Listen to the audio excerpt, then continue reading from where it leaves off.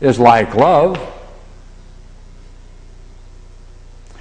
you would get, if you did this correctly, you would get at least 4 and possibly 6 possible candidates for this analogy. That's the problem of the many. You get too many. What are you going to do with it? Is everybody like poverty, plenty, and love? The solution is that you take whichever equivalences you find, and you now put it back into the myth to see what consequences would follow for the myth. You'll find then, let's do the one we have on the board for the moment. Then, Aristodemos must have all of those qualities, and he must be standing by the doorway, and he must be like that figure that we just described, all the qualities identifying poverty. And plenty, let's assume for the moment, Agathon has all of those qualities. Then Agathon must get drunk on nectar, and those two get together and conceive Agathon? It's absurd. Only one will fit uniquely when you apply the table to the way in which the figures function.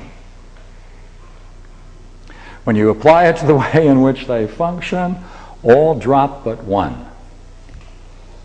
Now, let's hold that for a moment. Okay.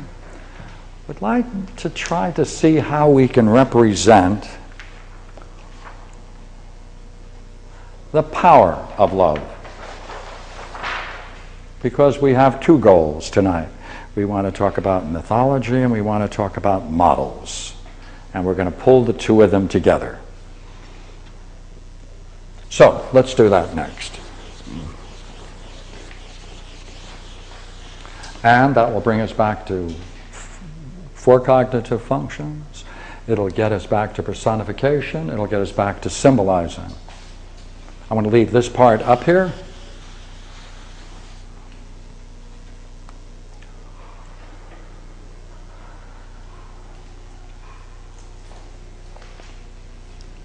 The basic dialectic that precedes the construction of the model takes in brief form the following set of question and answers.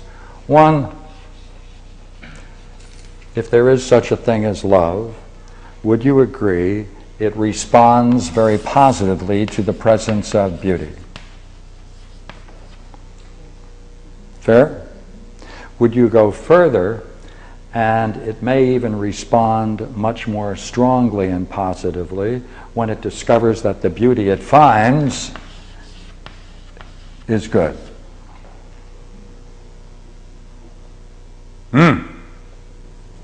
And when it finds something beautiful and perceives that it's good, its object then is to try to bring that goodness out of the beauty so that they can then participate in it. But going back to this question, now look here.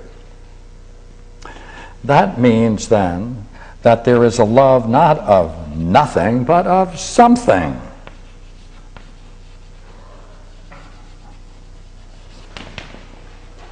And therefore, would you not agree, if it's love of something, not nothing,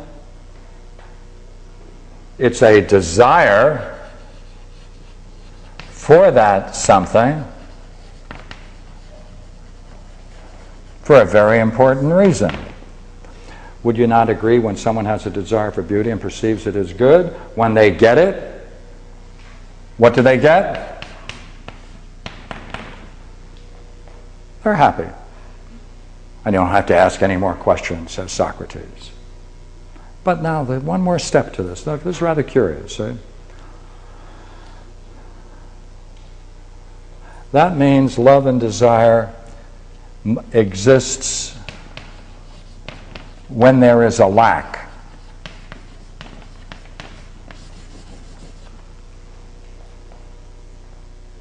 Now, this is a very important question, because some people want to say, oh, no, no, no, no, no, no, no. No, no, no, no. It's not when it's a lack, because certainly when you have the object of your desire, when love has the object of its desire, it may still want to continue possessing that object. And since it doesn't have it in the future, it can still desire to possess in the future. Since you don't have the future, it can continually desire to possess what it has now, but to continue that possession on into the future. Well then, Socrates now in the myth, Plato now in the myth, has to work on this idea of the power of love.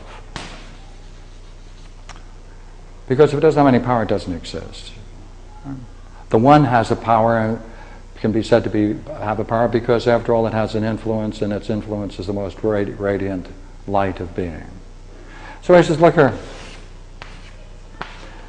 He said there are two things, the immortal and the mortal. And love is in between the two. And I put it out here very clearly. You see, love is said to be between the two.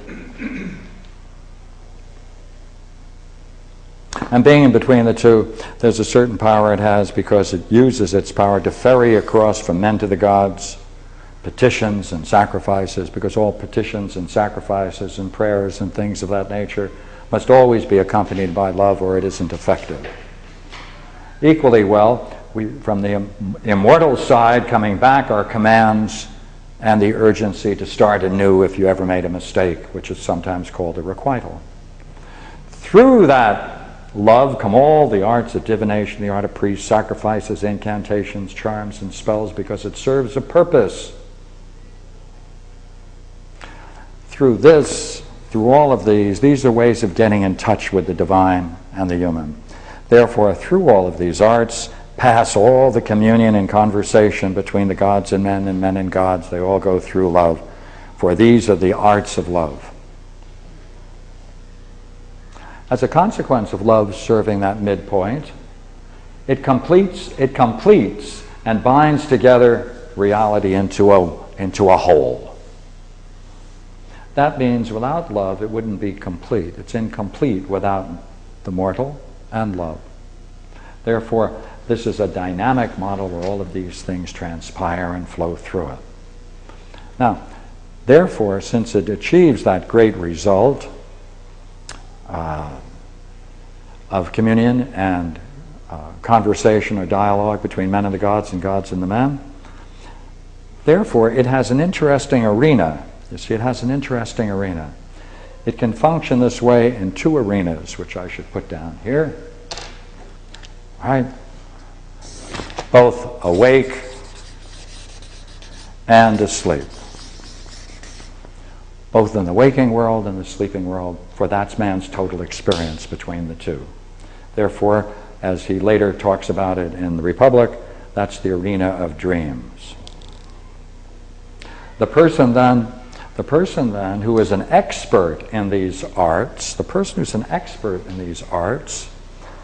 then is called a spiritual person. And only that person is called a spiritual person in Plato. All right? So we'll give that person a halo. All right? And we can doctor them up a bit. Now, we might ask then, is there anyone in the dialogue who possesses these arts? Because if they have any evidence of being able to possess and function with these arts on a high level, they can then personify love. And since Socrates' teacher was a priestess,